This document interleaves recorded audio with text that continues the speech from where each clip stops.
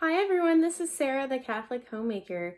Today I want to talk about something different. The past couple weeks I've been focused on the pandemic, and I feel like we all really need a break from the news or just talking about that in general. So I wanted to get back to what my normal focus is on health, and talk about how to incorporate organ meats into our diet. I want to talk about 4 different easy ways that we can do so, and maybe even have our family not even tell the difference. Why would we want to incorporate organ meats into our diet? Well, they are the most nutrient dense, ounce per ounce foods on the planet. And they're just so concentrated with vitamins and minerals. If you are struggling with any health problems, or even if you're not, they're just a great thing, and really, I believe, a necessary thing to have in our diet. That is what traditional people did in order to stay healthy. That is one of the main focuses that they had as far as nutrient density. They always looked towards the organ meats to incorporate into their diet. They didn't focus so much on the muscle meat, which is pretty much the only thing that we do, especially as Americans. We just want that skinless, boneless chicken breast, but that actually isn't really the most healthy thing to go for. The first thing that you can add to your diet that your family might not notice is tongue. And I have had either beef or lamb tongue, and lamb is my favorite because that's my favorite type of meat in general. I love the flavor of it, and it was just more tender than even the cow tongue. But cow tongue is much more widely available. And this past weekend, my family and I decided to go into our freezer with the half cow that we purchased and get that tongue out. So my dad threw it into his smoker. He threw it in for about 4 hours, and it came out very tender. He used some sort of dry rub that he made beforehand to season it before throwing it in, but having it in there for 4 hours just made it very, very tender. However, if you do not have a smoker, you do not need special equipment to make beef or lamb tongue. You can just throw it into a pot of boiling water. It's just 1 hour of boiling per pound of tongue, and you just season it to your liking.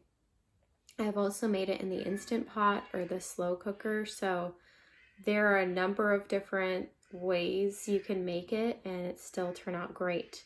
But one thing you definitely need to do is to peel it, because that tough outer skin of the tongue can be very tough, as I said, and most people don't enjoy it. Now, we had it with the smoker and it wasn't as bad as if it were boiled per se, but most people don't enjoy it. So an easy way to do that is, once it's finished cooking, you can throw it into an ice bath and you can start peeling away at a little part, but then usually the rest of the skin will come easily off once it is fully cooled down. And you just season the tongue to your liking before you cook it, and it is very delicious that way.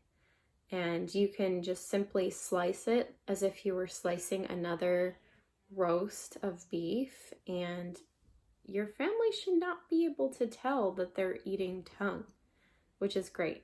And then in the Mexican cuisine, there's tacos de lengua, and so that's a very traditional dish to make in Mexico, and it's very good.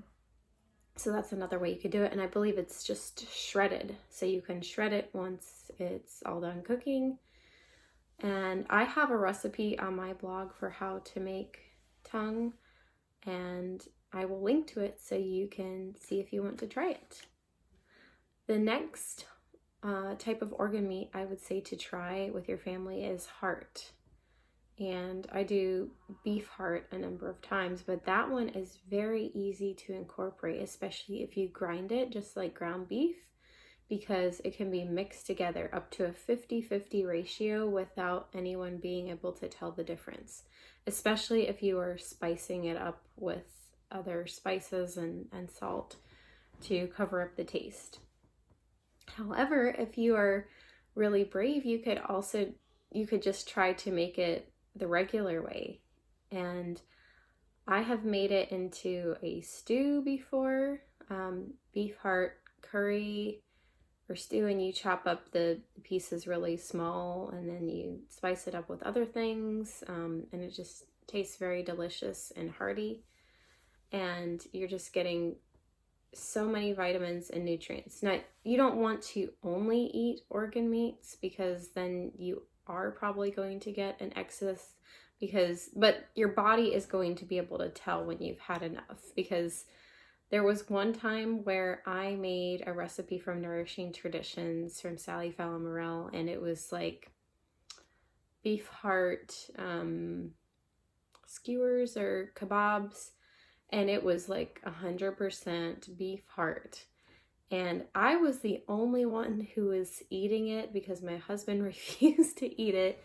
And after a couple days of just eating that for my meals, I was like, okay, I'm starting to feel a little off, like not in a good way. And I'm like, I think I've had enough of this. So I took a break and I felt better. But that's the thing about organ meats. It's hard to overdo unless you're just eating it like constantly. But usually most of us would have a hard time overdoing it unless you're seriously lacking in vitamins and nutrients. But it's good that our bodies are able to tell those things. So I will link to one of my favorite recipes for beef heart. And next, I would say to enjoy liver pate and use chicken. That's really an easier, more palatable way than beef liver. I've also heard that pork liver is more mild, so if you're just starting out with organ meats, it might be better to start off with chicken, I think. That's easier to source, and you can get it from your local farmer. I definitely recommend getting it from healthy animals, because you don't want to eat these organs from unhealthy animals. That's where anything unhealthy would be concentrated in. But if it's from a healthy animal, there's nothing wrong with it. And you can actually mix that into ground beef in your recipes or other things. I've hidden it in spaghetti sauce before, and just anything you can think of, like a soup or a stew. You could easily add a little pate. You wouldn't want to add too much because then you would start to have that liver taste, unless that's what you're going for. But I think I'm making this video more for people who are just getting started into eating organ meats and their family may not enjoy that so much. So another great way to enjoy pate is just with crackers and cheese, and it's really delicious that way. I like the Jovial sourdough crackers, and there's also another brand, I don't remember the name of crackers, but they are a gluten-free cracker, and it's made with cassava flour, so they're pretty healthy. Another way to enjoy liver is fried, or you can make it into fried little pieces, or liver and onions. I have a couple of good recipes on my blog, so I will link to those. And last, I would say to try chicken gizzards, because they can taste pretty good. You can make them fried, or you can just simply make them into a soup or a stew. And a friend of mine just suggested making it just like chicken soup, except using the gizzards in place of the regular chicken meat. And I've done that. The key is to just chop them up into small little pieces if you're not going to take some of the, it's not skin, it's the outer layer of the gizzards out. I'm not quite sure how to cut them the right way, so chopping them up into small pieces helps with the texture a little bit. And there you have it. Those are the 4 ways to easily incorporate organ meats into your diet and ways that your family will probably enjoy. I would love to hear what your experiences are, or your recommendations, or if you end up trying it with your family, how it turned out. Let me know in the comments. And please give this video a thumbs up, subscribe to my channel, hit all notifications so you know when I post. Until next time, stay safe, bye, and God bless you.